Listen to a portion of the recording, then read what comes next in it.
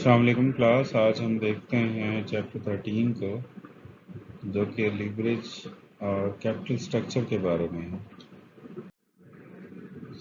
इस चैप्टर के गोल्स में जो है वो लीवरेज को समझना, कैपिटल स्ट्रक्चर को, ब्रेक इवन एनालिसिस क्या होता है, फिर ऑपरेटिंग ब्रेक इवन पॉइंट क्या होता है, और कॉस्ट और ब्रेक इवन पॉइंट्स का जो है वो वेरिएशन, उसका क्या इफेक्ट पड़ता है।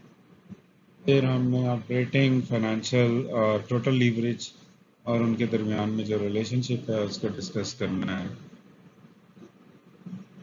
Then will be discussing capital external assessment, capital structure क्या होगा, उनकी टाइप्स क्या होंगी, फिर capital structure of non US firms क्या होती है, और फिर हम स्पेसिफिकली कैपिटल स्ट्रक्चर थ्योरी को देखेंगे। We'll be trying to explain the optimal capital structure using a graphical view of the firm's cost of capital functions and a zero growth valuation model. We'll be able to discuss the EBIT to EPS approach और specifically उसका capital structure के साथ क्या link है। ये return और risk, alternative capital structures के हम measure करेंगे, उनके linkages market value के साथ देखेंगे, and other capital structure considerations related to capital structure. So starting with first topic of the chapter, which is leverage. Leverage refers to the effects that fixed costs have on returns that shareholders earn. So fixed costs की वजह से shareholders के return पे क्या फर्क पड़ता है. Higher leverage generally results in higher but more volatile returns. So leverage ज़्यादा हो तो आपको returns ज़्यादा मिलते हैं, लेकिन आपके रिटर्न्स वोलाटाइल हो जाते हैं. वोलाटाइल से मुराद ये है कि आपके जो वेरिएशन है रिटर्न्स में वो बहुत ज़्यादा हो जाते हैं. Fixed cost are cost that do not rise and fall with changes in firm sales. ये हकीकत है. Firms have to pay these fixed cost whether business conditions are good और बैड. सो बिजनेस चल रहा हो या ना चल रहा हो, अच्छे हालात में बुरे में हो, ये फिक्स कॉस्ट तो पे करनी ही करनी होती हैं. जैसे लैंड, बिल्डिंग, मशीनरी, इन पे जो डेप्रिसिएशन है, ये आपका हर हाल में बेयर करनी पड़ेगी. आप मशीन चला लें तो ये एक्सपेंस किसी न किसी हद तक आप रिकवर कर लेते हैं, लेकिन अगर हर चीज़ बंद पड़ी है तो फिर आपको ये एक्सपेंस बुरा लगता है, आपके लॉसेस में इजाफा ही करता है. Generally leverage magnifies both returns and risk. So leverage से आपके रिस्क और रिटर्न्स दोनों ही बढ़ जाते हैं. Capital structure is a mix of long term debt and equity maintained by the firms. So जितना फर्म्स में डेट ज़्यादा होगा उतना लीवरेज ज़्यादा होता है. ये भी एक थ्योरी है. सो ऑपरेटिंग लीवरेज को देखते हैं. Operating leverage is concerned with the relationship between the firm's sales revenue and its earning before interest and taxes. So sales revenue और EBIT के दरमियान या ऑपरेटिंग प्रॉफिट के दरमियान में जो रिलेशनशिप है वो ऑपरेटिंग लीवरेज कहलाता है. और जैसे अभी हम लोन की बात कर रहे थे तो लोन की वजह से फाइनेंशियल लीवरेज जनरेट होता है. Financial leverage is concerned with the relationship between the firms EBIT, earning before interest and taxes, and it's common stock earnings पर शेयर, और अर्निंग पर शेयर के दरमियान में रिलेशनशिप को फाइनेंशियल लीवरेज कहते हैं. और total leverage basically combined effect of operating और फाइनेंशियल लीवरेज का है. It is concerned with the relationship between the firm sales and the earning per share. So आप इसको अगर इनकम स्टेटमेंट के कॉन्टेक्स्ट में देखें तो ये देखें, सेल्स रेवेन्यू से लेके ऑपरेटिंग इनकम तक आपका जो है वो ऑपरेटिंग लीवरेज है, और आपका जो ऑपरेटिंग इनकम है यानी earning before interest and taxes, उससे लेके अर्निंग्स पर शेयर तक आपका फाइनेंशियल लीवरेज है, और ये सारा बेसिकली टोटल लीवरेज कहलाता है.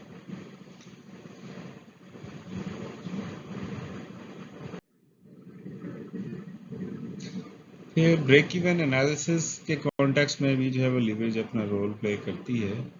Break-even analysis क्या है? Is used to indicate the level of operations necessary to cover all costs and to evaluate the profitability associated with various levels of sales, also called cost volume profit analysis. ये CVP analysis आपने managerial accounting में discuss किया होगा. The operating break-even point is the level of sales necessary to cover all operating costs in which EBIT is equal to 0. So आपकी अगर तमाम की तमाम ऑपरेटिंग कॉस्ट सेल से रिकवर हो रही हैं, इसका मतलब है EBIT 0 है, तो आप ऑपरेटिंग ब्रेक इवन पॉइंट पे हैं. So the first step in finding the operating break-even point is to divide the cost of goods sold and operating expenses into fixed and variable operating costs. So ये जो CGS और operating expenses हैं, इसमें fixed component अलग करते हैं और variable component अलग कर देते हैं.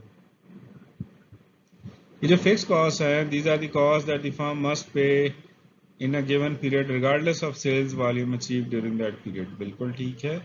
और वेरिएबल कॉस्ट जो है वो सेल्स वॉल्यूम के साथ वेरी करती है. मैंने 50 यूनिट बेचे हैं तो उसकी कॉस्ट डिफरेंट होगी एज कम्पेयर टू 100 यूनिट बेचे हैं या 1 लाख यूनिट बेचे हैं, तो आपकी variable cost number of units produced and sold पे डिपेंडेंट होती है. सो अगर आप ऑपरेटिंग लीवरेज, कॉस्ट और ब्रेक इवन एनालिसिस का लिंकेज बनाना चाहें तो बड़ा आराम से बन जाता है. तो हमने कहा था sales minus fixed operating cost minus variable operating cost, तो आता है हमारे पास EBIT यानी earning before interest and taxes. तो ये पोर्शन है हमारा ऑपरेटिंग लीवरेज का. जब अगर आप गौर से देखें तो सेल्स आता है प्राइस इनटू क्वांटिटी से, प्राइस इनटू क्वांटिटी से, उसमें से फिक्स कॉस्ट माइनस करें तो आपके पास फिर अगली चीज़ है variable operating cost. Variable cost को भी क्वांटिटी से मल्टीप्लाई करें तो आपका ऑपरेटिंग लीवरेज फाइंड आउट होता है, यानी आपका सेल्स का इम्पैक्ट आपके अर्निंग बिफोर इंटरेस्ट और टैक्सेस पर पड़ता है. सो हमारे पास अभी जो अलजेब्रिक इक्वेशन बनी थी वो थी EBIT is equal to P into Q minus fix cost minus variable cost into quantity. So अब अगर इन दो में से हम Q कॉमन ले रहे हैं तो हम लिख सकते हैं P माइनस VC यानी sales price minus variable cost into quantity. तो ये आपके पास ये हो जाएगा, और अगर उसमें से आप फिक्स कॉस्ट माइनस कर लेंगे तो ये EBIT के पास आ जाएगा. तो हमने ऑपरेटिंग ब्रेक इवन कहा था जिसमें EBIT 0 होती है. तो EBIT को 0 पुट करेंगे तो ये FC इस तरफ आके प्लस हो जाएगा. ठीक, और अगर हमें क्वांटिटी चाहिए ब्रेक इवन पॉइंट जिसे हम कहते हैं, तो ये उधर जाके डिवाइड हो जाएगा, यानी FC divided by P minus VC, ये हमारा ब्रेक इवन क्वांटिटी आ जाएगी या ब्रेक इवन पॉइंट भी कहते हैं. सो एग्जांपल लेते हैं. assume that Cheryl's posters, a small poster retailer has fixed operating cost of 2500. fixed cost हमें पता है उसकी 2500 है. Sale price per unit is 10 और वेरिएबल कॉस्ट इज 5. तो आप 2500 को 10 मुनफी 5 पे डिवाइड करेंगे तो पता ही लगेगा कि उसका जो ब्रेक इवन पॉइंट है वो 500 यूनिट है. अगर वो 500 यूनिट बेचे तो उसकी जो ये फिक्स कॉस्ट है वो रिकवर हो जाएगी.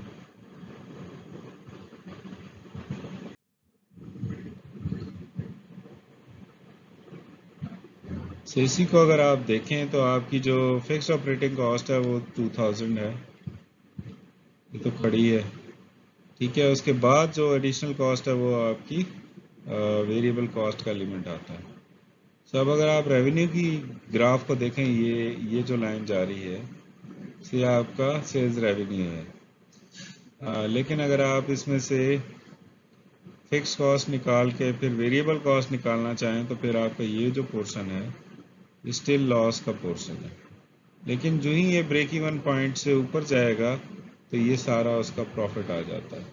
सो ब्रेक इवन पॉइंट आपका 500 यूनिट्स का इस तरह से एक्सप्लेन हो जाएगा. फिर हम देखते हैं sensitivity of operating break even point to increases in key break even variables. तो की वेरिएबल्स कौन से थे? फिक्स कॉस्ट बढ़ जाए, सेल्स प्राइस बढ़ जाए या कम हो जाए, फिर variable operating cost per unit वो बढ़ या कम जाए। तो तीन वेरिएबल्स हैं इसमें जो बहुत ज़्यादा इफेक्ट करते हैं, एक फिक्स कॉस्ट, दूसरा प्राइस यानी सेल्स प्राइस, और फिर variable cost. Assume that Cheryl's posters wishes to evaluate the impact of several options. So, पहले तो एक ऑप्शन को देख रहे थे, अब वो कई सारी ऑप्शंस को देखना चाहता है। So, increasing fixed operating cost to 3000, fix operating cost अगर 3000 हो जाए तो आपकी ये जो ब्रेक इवन पॉइंट है, यानी ये फिक्स कॉस्ट ऊपर है फार्मूला में और नीचे सेल्स माइनस वेरिएबल कॉस्ट है, तो पता ये लगता है कि आपको 600 यूनिट प्रोड्यूस करने पड़ेंगे। सेकंड ऑप्शन थी आपकी कि सेल्स प्राइस को 12.5 कर लें। सो बाकी चीज़ें वही हैं, 2500 डिवाइडेड बाय 12.5 मनफी 5, तो आप 2500 को 7.5 पे डिवाइड करेंगे तो पता लगेगा 333.33 यूनिट्स पे ब्रेक इवन पॉइंट बन रहा है। और अगर आप वेरिएबल कॉस्ट को बढ़ा देते हैं, 7.5 कर देते हैं, तो आपका जो ब्रेक इवन पॉइंट है वो 1000 यूनिट्स पे चला जाता है। इसी तरह आप सारे फैक्ट देखना चाहते हैं, ये 3000 हो जाए, ये 12.5 हो जाए और ये 7.5 हो जाए, तब क्या होगा? तो तब आपको पता लगता है कि 600 यूनिट्स पे ब्रेक इवन पॉइंट बनता है उसका। पर्सनल फाइनेंस एग्जांपल देख लेते हैं हम। Rick Polo is considering having a new fuel saving device installed in his car. The installed cost of the device is 240. So ये तो फिक्स कॉस्ट हो गई उसकी, paid up front plus a monthly fee of $15। So monthly उसने $15 भी पे करने हैं। He can terminate use of device any time without penalty. कोई पेनल्टी पे किए बगैर वो ख़त्म करवा सकता है इसको। Rick estimates that the device will reduce his average monthly gas consumption by 20%. So उसे 20% तक का फायदा होगा। Which, assuming no change in his monthly mileage, translates into a savings of about $28 per month. यानी वो इस की वजह से $28 पर मंथ बचा लेगा। जबकि खर्च कितने हो रहे थे? रिकॉल करें, मंथली फी ऑफ 15 उसने कहा था। सो 15 की तो फिक्स कॉस्ट है ही है। सो आपके पास वेरिएबल आ गया, आप सॉरी वेरिएबल कॉस्ट आ गई 15 की, आपको सेविंग्स आ गई 28 की, और आपके पास टोटल फिक्स कॉस्ट है 240 की। तो अब आप इसको सॉल्व कर सकते हैं, 240 डिवाइडेड बाय 28 माइनस 15, giving rise to 18.5 months. So break even point इस केस में 18.5 महीने में अचीव हो जाएगा।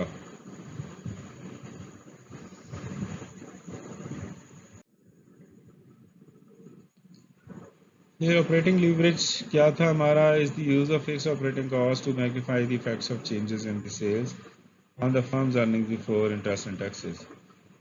The figure on the following slide uses the data for Cheryl's Posters. Price 10 है, वेरिएबल ऑपरेटिंग कॉस्ट 5 है और फिक्स कॉस्ट 2500। तो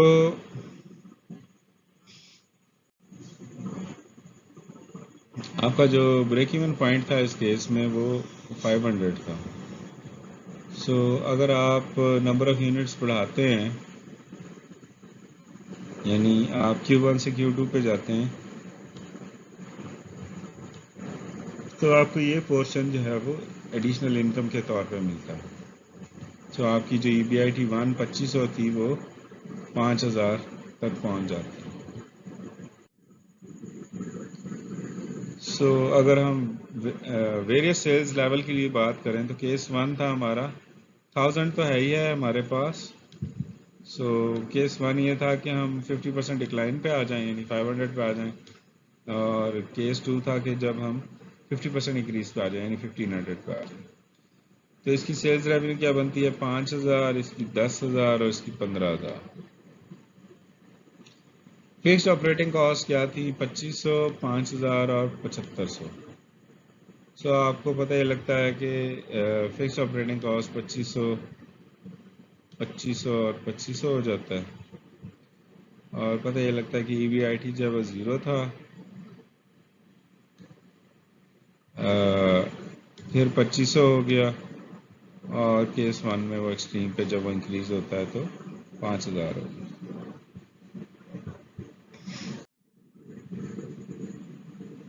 सो इन सारी चीज़ों से जो काम की बात जो हमने देखनी है वो हमने देखनी है degree of operating leverage. So degree of operating leverage basically calculate होता है is the numerical measure of firms operating leverage. और वो कैसे मेजर होता है? Percentage change in EBIT divided by percentage change in sales. So percentage change in EBIT divided by percentage change in sales. अगर DOL greater than 1 हो तो इसका मतलब है ऑपरेटिंग लीवरेज है, लेकिन अगर DOL लेस देन 1 हो तो इसका मतलब है ऑपरेटिंग लीवरेज एग्जिस्ट नहीं। So applying the degree of operating leverage equation to case 1 and 2 in table 13.4 yields the following results, जिसमें था हमारे पास केस 1 में 100% जब हमारी सेल्स जो है वो बढ़ रही थी उसको 50% से डिवाइड करें तो डिग्री ऑफ ऑपरेटिंग लीवरेज 2 आता है। सेम केस 2 में डिग्री ऑफ ऑपरेटिंग लीवरेज हमारे पास 2 आता है। तो केस 1 और 2 दोनों में आपकी जो डिग्री ऑफ ऑपरेटिंग लीवरेज है वो 2 ही आ रहा है। बस फर्क सिर्फ इतना है कि इसमें सेल्स प्लस 100 हुई थी और आपका जो चेंज इन ईबीआईटी था वो प्लस 50% था, जबकि केस 2 में ये दोनों माइनस साइन के साथ थे और ultimately degree of operating leverage 2 ही रहा। सो अगर आप बेस सेल्स लेवल पे डिग्री ऑफ ऑपरेटिंग लीवरेज को फाइंड आउट करना चाहें तो आपको Q into P minus V C पता हो और आप फिर Q into P minus V C में से फिक्स कॉस्ट माइनस करें तो इन दोनों का जो डिवाइज़र है वो आपको degree of operating leverage at base level quantity बता देगा। फर्स्ट करें आपका जो Q है वो 1000 है, P 10 है, वेरिएबल कॉस्ट 5 है और फिक्स्ड कॉस्ट 2500 है जो हमारे पास पहले एग्जांपल चल रही थी। तो इसमें पता ये लगेगा कि 1000 यूनिट्स पे हमारी जो डिग्री ऑफ ऑपरेटिंग लीवरेज है वो 2 ही है।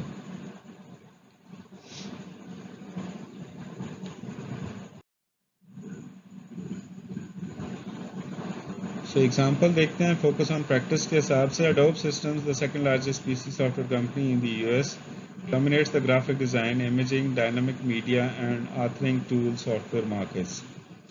As demonstrated in the following table, operating leverage magnified Adobe's increase in EBIT in 2007 while magnifying the decrease in EBIT in 2009. 22.6% increase in 2007 sales resulted in EBIT growth of 39.7 और 2008 में क्या हुआ? EBIT increased just a little faster than sales did, but in 2009 as the economy endured a severe recession, Adobe revenue plunged 17.7% minus में आए और जिसकी वजह से EBIT जो है वो इवन फास्टर डिक्लाइन की 35.3%। सो अब आपके पास ये दो अल्टरनेटिव सिनारियोज बन गए हैं। अब आप इस पे इनकी जो सिचुएशन है उसको असेस कर सकते हैं। अगर आप देखें सेल्स रेवेन्यू आपको मिलियंस में गिवन है 7, 8 और 9 का। EBIT आपको गिवन है मिलियंस में तीनों सालों की। परसेंटेज चेंज इन सेल्स आपको बता दिया 22.6, 13.4 और -17.7 और परसेंटेज चेंज इन EBIT अगर आप देखें तो 39.7, 15% और -35.3%। सो डिग्री ऑफ ऑपरेटिंग लीवरेज जो है वो आपका फाइंड आउट होता है 7 का 1.8, 8 का 1.1 और 9 का 2। सो 2 अगर आप देखें डिग्री ऑफ ऑपरेटिंग लीवरेज ज़्यादा रिस्क है, हम पहले कह रहे हैं। सो उसकी वजह से आपको ये लगता है कि उस रिस्क की वजह से आपको ये लॉसेस भी ज़्यादा सफ़र करने पड़ रहे हैं 2009 में। Assume that Cheryl's Poster exchanges a portion of its variable operating cost for fixed operating cost by eliminating sales commissions and increasing sales salaries.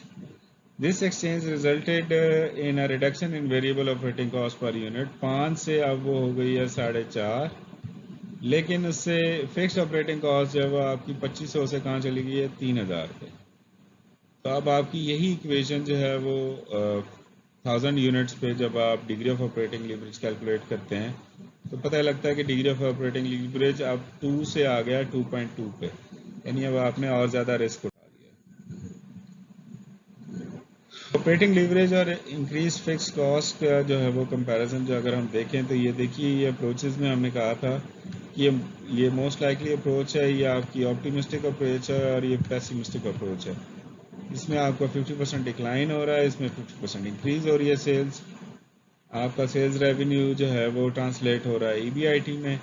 पता लगा आपका केस 2 में -250 है और केस 1 में 5250 है। तो आपको ये पता लगता है कि इसमें +1 10% और -1 10% जो है वो आपका इंक्रीज आया है और डिक्रीज आया है ईबीआईटी में। सो अब आप बड़े आराम से इसको फाइंड आउट कर सकते हैं, इसमें ऑपरेटिंग लीवरेज को।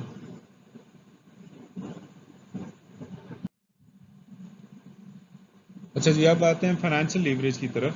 Financial leverage is the use of fixed financial cost to magnify the effects of changes in earnings before interest and taxes on the firms earning per share. The two most common fixed financial cost कौन सी हैं? Interest on date है और preferred stock dividend है। तो ये दो fix cost आपको फाइनेंशियल लीवरेज देती हैं।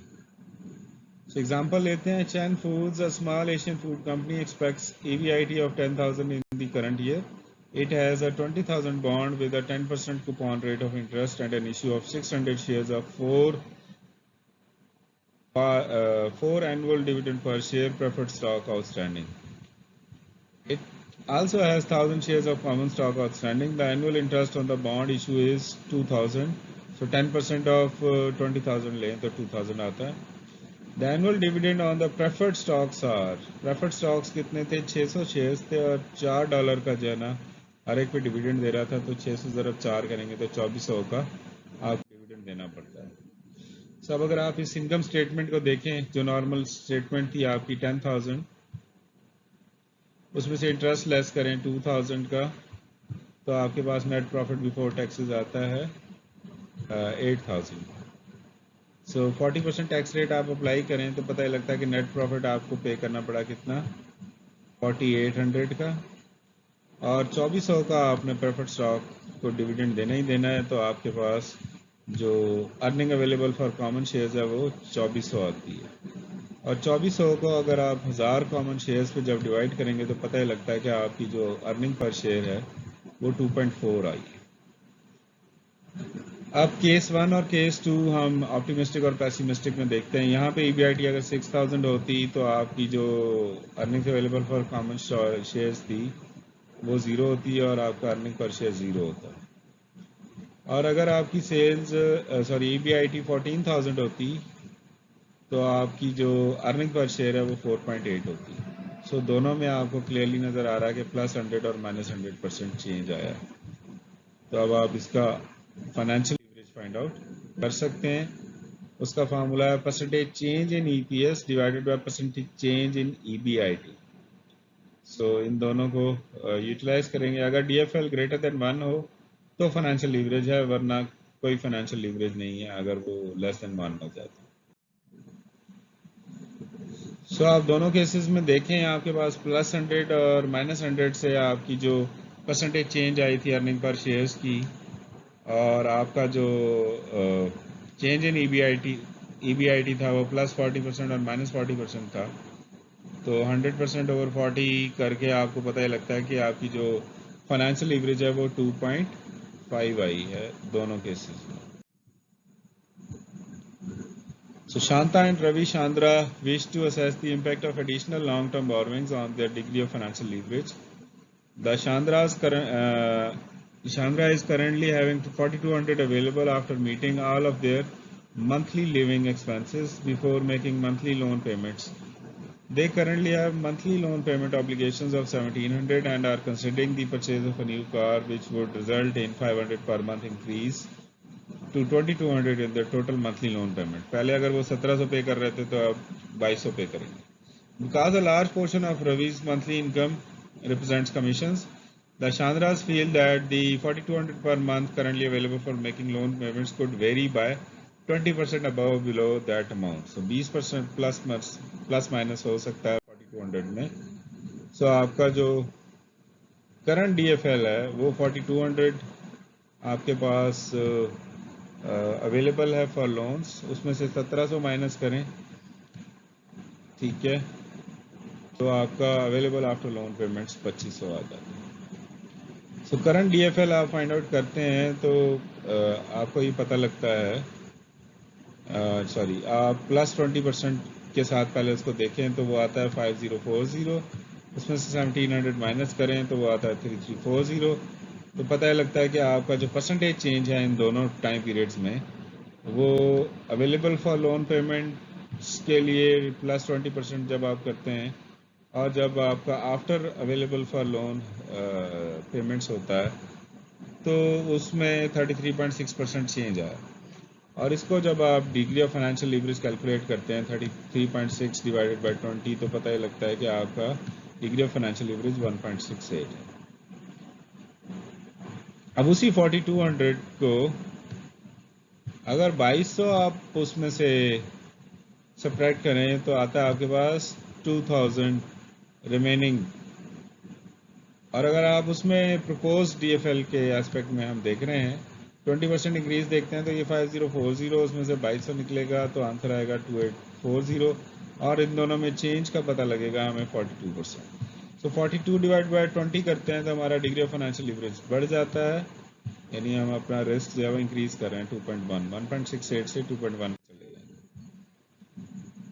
अब फाइनेंशियल लीवरेज भी बेस लेवल EBIT पे फाइंड आउट हो सकता है। उसका फार्मूला है हमारे पास EBIT डिवाइडेड बाय EBIT, उसमें से इंटरेस्ट माइनस होगा, उसमें से after tax preferred dividend element जो है वो माइनस होगा। तो ये टैक्स एलिमेंट जो है वो हम उसमें से रिकवर कर लेंगे। प्रेफर्ड डिविडेंड को 1 माइनस टैक्स पे डिवाइड करना है हमने, और वो अमाउंट सब्ट्रैक्ट करनी है। नोट दैट द डिनोमिनेटर ये जो था हमारे पास 1/1 minus tax converts the after tax preferred dividends into a before tax amount for consistency with the other terms in the equation. So उनके साथ वो consistent हो जाए।